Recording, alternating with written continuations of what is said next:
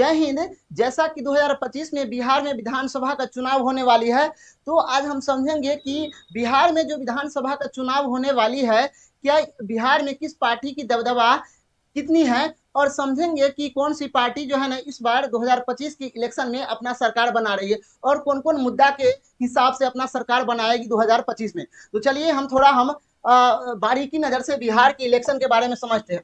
तो ये हमारा बिहार का मैप है। बिहार में लगभग जो है ना 38 जिला है, 38 जिला है बिहार में। 38 जिला में लगभग सभी मिलाकर विधानसभा का सीट अगर देखा जाए, विधानसभा का अगर सीट देखा जाए तो कुल विधानसभा का सीट 243 है। कितना है? 243 है।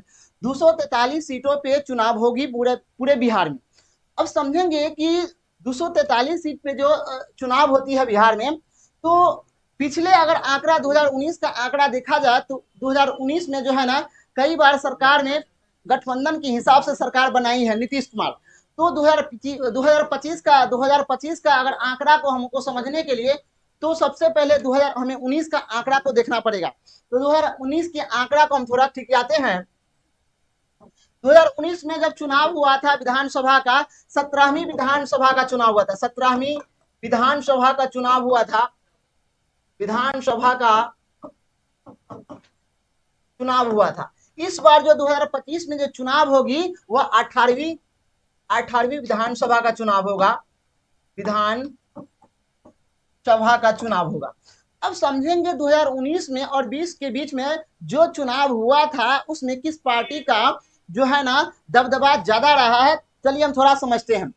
देखिए, पहला पार्टी है राष्ट्रीय जनता दल, मतलब आरजेडी की अगर बात किया जो आरजेडी का सबसे बड़ा नेता है जो लालू प्रसाद यादव और उसका बेटा तेजस्वी प्रसाद यादव है। आरजेडी ने लगभग 75 सीट ने हासिल किया है, समझ जाइए। इसके बाद भारतीय जनता पार्टी की अगर बात किया जाए, बीजेपी की बात किया जाए, तो बीजेपी 2019 के चुनाव और 20 के चुनाव में 74 सीट आया था बीजेपी को। और उसी प्रकार नीतीश कुमार की अगर पार्टी को देखा जाए, जेडीयू की पार्टी देखा जाए, जनता दल यूनाइटेड की अगर पार्टी देखा जाए तो 43 सीट हासिल किया था और कांग्रेस 19 सीट और अन्य 12 सीट आया था। तो इस आंकड़ा को हमको एक बार देखना पड़ेगा कि सही में 2025 में जो चुनाव होगी यह आंकड़ा फिर 2025 में सेम रहेगा क्या। तो चलिए हम थोड़ा समझते हैं। तो समझने से पहले 2022 में और 23 के बीच में बिहार में एक जातीय जनगणना कराई है सरकार।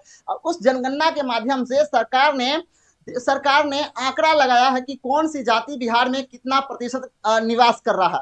तो उस आंकड़ा अगर देखा जाए तो बिहार में लगभग 13 करोड़ जनसंख्या है। 13 करोड़ जनसंख्या है। सबसे बड़ी जाति उभर कर आया है, जो सबसे अधिक प्रतिशत जाति बिहार में बिलोंग करती है, उस जाति का नाम है यादव। क्या नाम है? यादव। और इस यादव के नाम पे ही लालू प्रसाद यादव को अधिक सीट आ जाती है, समझ जाइए। दूसरा है अन्य प्रमुख जाति भी है, जैसे में कुशवाहा भी आई है, कुर्मी भी आई है, इसके बाद मुस्लिम और दलित भी शामिल है, समझ जाइए। जनगणना के अनुसार बिहार की आबादी में विभिन्न जाति समुदाय वर्ग भी शामिल है, जैसे में अत्यंत पिछड़ा वर्ग मतलब ईबीसी की अगर बात किया जाए, ईबीसी की बात किया जाए तो 36% जनसंख्या पूरे बिहार में ईबीसी का है। दूसरा अन्य पिछड़ा वर्ग और ओबीसी की बात किया जाए, ओबीसी अदर बैकवर्ड क्लास की अगर बात किया जाए तो 27% सामने आया है। ओबीसी की जनसंख्या है बिहार में। अनुसूचित जाति की अगर बात किया जाए, शेड्यूल कास्ट की अगर बात किया जाए तो शेड्यूल कास्ट की जनसंख्या है 19% और एसटी की अगर बात किया जाए तो 1% जनसंख्या है एसटी। और वही बड़ी जाति की बात किया जाए, स्वर्ण जाति की बात किया जाए तो उसकी जनसंख्या 15% है और मुस्लिम 17%। अब यहां समझेंगे कि अगर चुनाव हुआ बिहार में, कोई भी चुनाव हो, या लोकसभा का चुनाव हो या विधानसभा का चुनाव हो या स्थानीय चुनाव हो, सभी चुनाव जाति आधारित पे पलट जाता है, मतलब जातीय समीकरण के रूप में बदल जाता है। और वही समीकरण हम समझेंगे आज कि कौन सी जाति किस पार्टी को वोट देने वाली है। तो चलिए हम समझते हैं थोड़ा।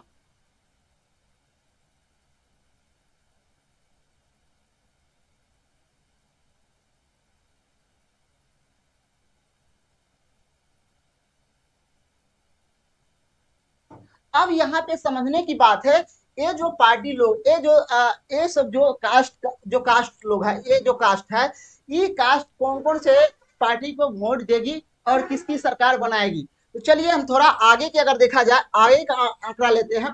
तो जाति का आंकड़ा अगर निकाला गया है तो पूरे बिहार में यादव की जनसंख्या अगर देखा जाए तो 14.26% यादव की जनसंख्या पूरे बिहार में निवास करता है।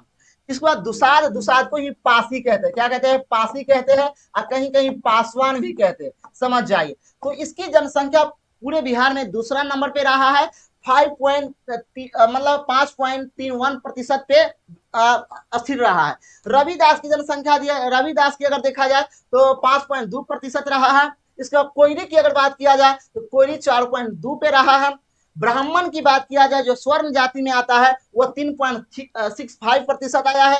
राजपूत की अगर बात किया जाए तो राजपूत और 4.45% पे बिलोंग करता है। और मुसहर की अगर बात किया जाए तो 3.08% उभर कर आया है। मतलब यह जो आंकड़ा है 214 जातियों को मिलाकर लाया गया है, समझ जाइए। अब यहाँ पे समझिए कौन सा जाति किस पार्टी को वोट देने वाली है, तो यहाँ पे चलिए समझते हैं थोड़ा। अब यहाँ पे समझने की बात है, अब यहाँ पे वोट, क्योंकि बिहार में जो वोट होगा, बिहार में जो इलेक्शन होगा, वह जो जाति आधारित पे जो है ना पूरा डिपेंड हो जाता है। पहला अगर यादव की देखा जाए तो यादव का एक भी वोट जो है ना नहीं कटेगा, समझ जाइए, लालू प्रसाद यादव का। मतलब लालू प्रसाद यादव का आरजेडी पार्टी का, जो आरजेडी पार्टी है, आरजेडी पार्टी है, वह आरजेडी पार्टी का एक वोट भी यादव का नहीं कटेगा। मतलब एक वोट भी जो है ना आरजेडी के अलावा मतलब वोट नहीं देगा। दूसरा है दुसाध की बात किया जाए, दुसाध एक महादलित में आ जाएगा। दुसाध किस में आएगा, महादलित में आएगा। महादलित, महादलित में अगर देखा जाए तो महादलित का अगर 100% वोट है तो 50% वोट कट जाएगा। क्योंकि महादलित में एक फेमस व्यक्ति है जो बहुत बड़ा नेता है जिसका नाम है चिराग पासवान। चिराग पासवान, चिराग पासवान, चिराग पासवान के नाम पे जो है ना 50% वोट जो है ना महादलित से सीधे बीजेपी के खाता में चला जाएगा। दूसरा अगर देखा जाए तो 50% वोट जो है ना राहुल गांधी, राहुल गांधी,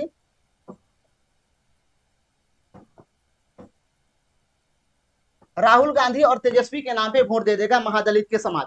तो यहाँ महादलित समाज के हम दो वर्गों में वोट को बांटे हैं। पहला चिराग पासवान के नाम पे वोट देगा लोग, दूसरा राहुल गांधी और तेजस्वी के नाम पे और लालू प्रसाद यादव के नाम पे वोट देगा। तो यहाँ महादलित का वोट जो है ना डिवाइड हो रहा है, लेकिन यादव का एक भी वोट कहीं नहीं जा रहा, डायरेक्ट लालू के खाता में जा रहा है।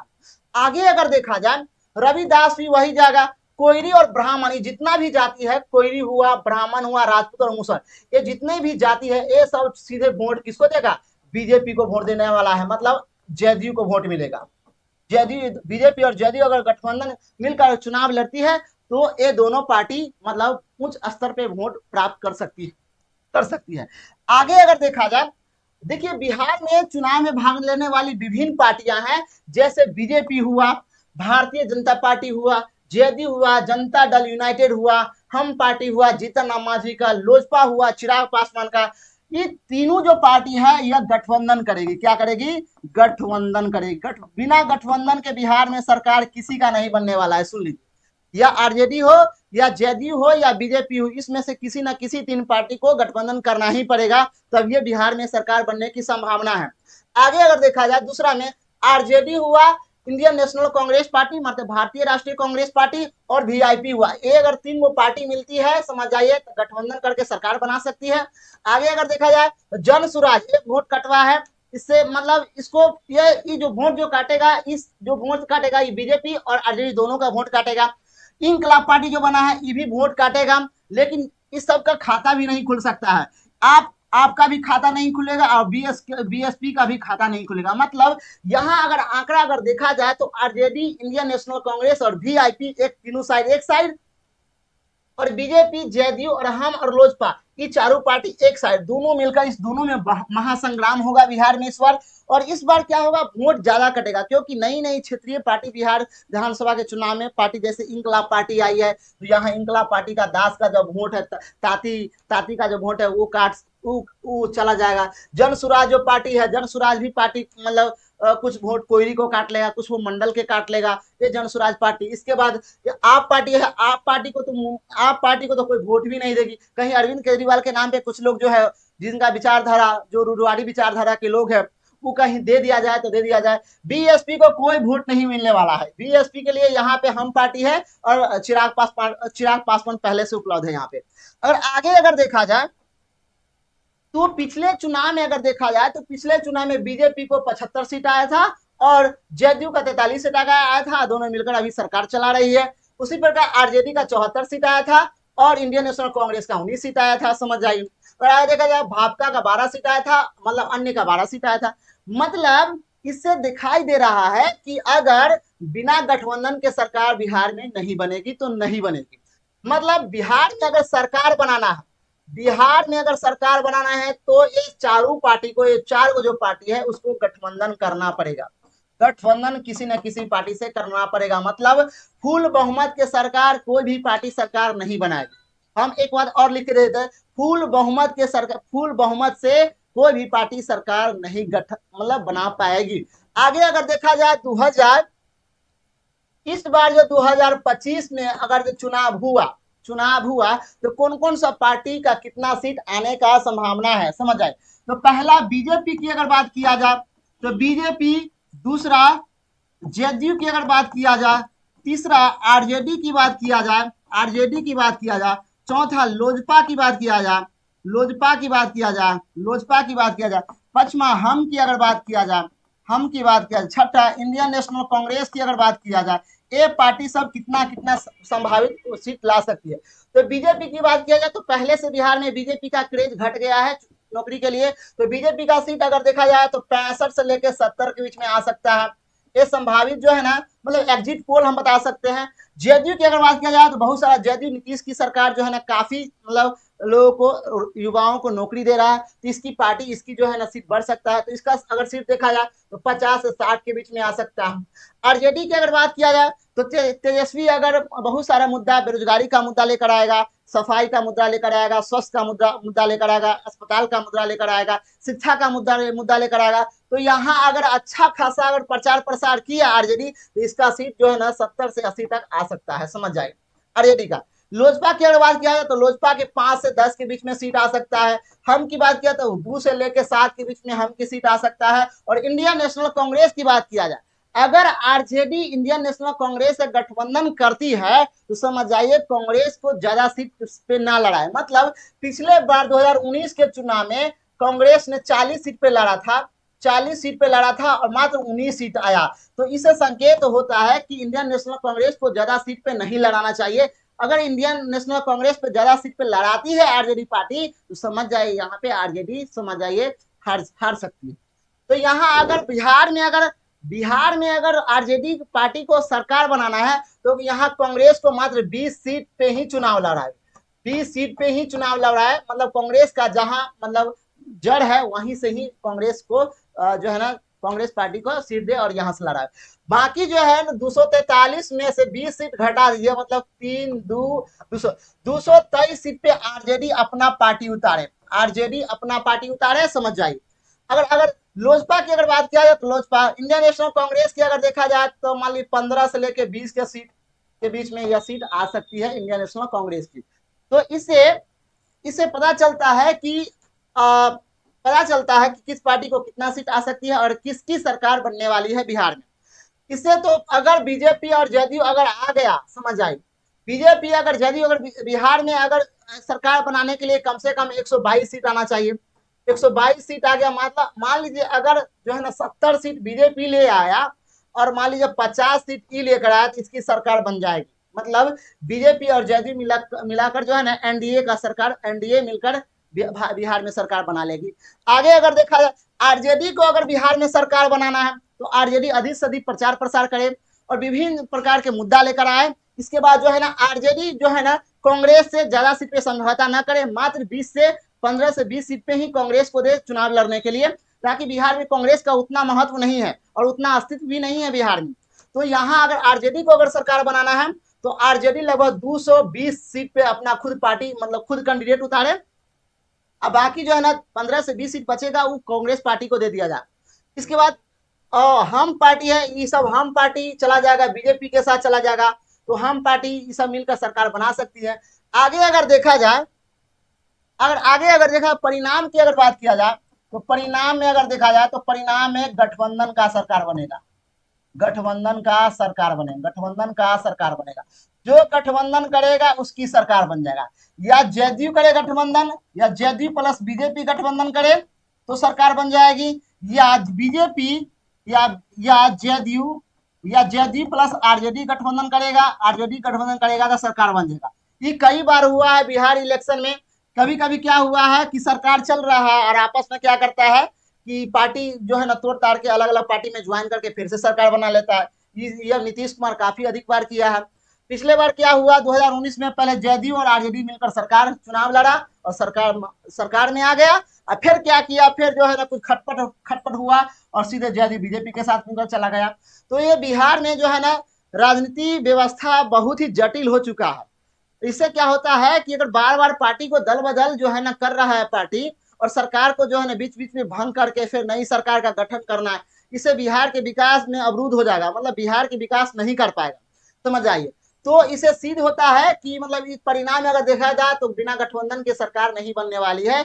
और मैं आपको लगभग 80% कॉन्फिडेंस के साथ कह रहा हूं कि इस बार भी 2025 के चुनाव में भी जो है ना देखिएगा बीजेपी कैसे न कैसे सरकार मिलकर बनाइए लेगा, एनडीए सरकार बना लेगा।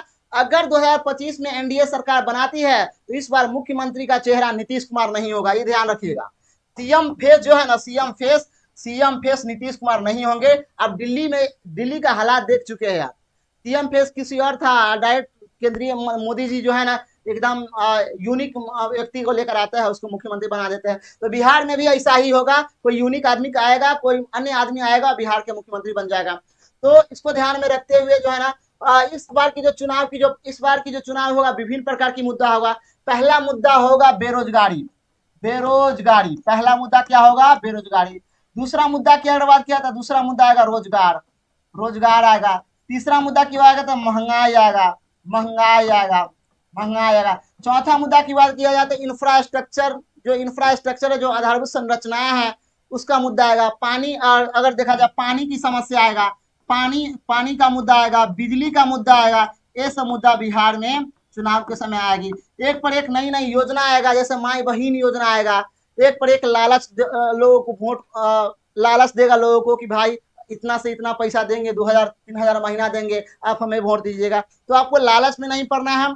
जो अच्छा कैंडिडेट लग रहा है ताकि आपका क्षेत्र का विकास हो सके, उस पार्टी को अपना वोट दे और सरकार बनाए और अपने समाज और अपने क्षेत्र का विकास करे। तो आज के लिए इतना ही। थैंक यू, धन्यवाद।